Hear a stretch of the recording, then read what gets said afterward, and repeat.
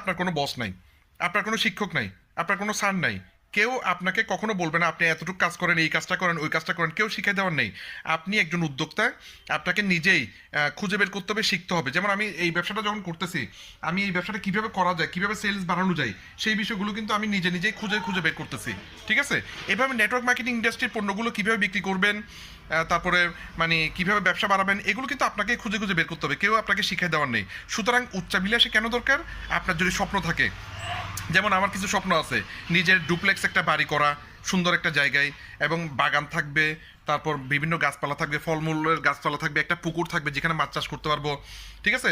এরপর কিছু জায়গা খালি থাকবে যেখানে আমি ছোটোখাটো কিছু বাগান মানে চাষবাস করতে পারবো, শাকসবজি লাগানো, পেঁপে গাছ লাগানো, বিভিন্ন কিছু ড্রাগন ফলের গাছ লাগানো, এই ধরনের কিছু শখ আমার আছে। দ্বিতীয় বিষয়টা হচ্ছে, মনে করেন বিএমডাব্লিউ গাড়ি বলেন, অনেকগুলো গাড়ি আমার মেনটেন করার সৌভাগ্য হয়েছে, বাংলাদেশের অনেক দামি দামি ব্র্যান্ডের গাড়ি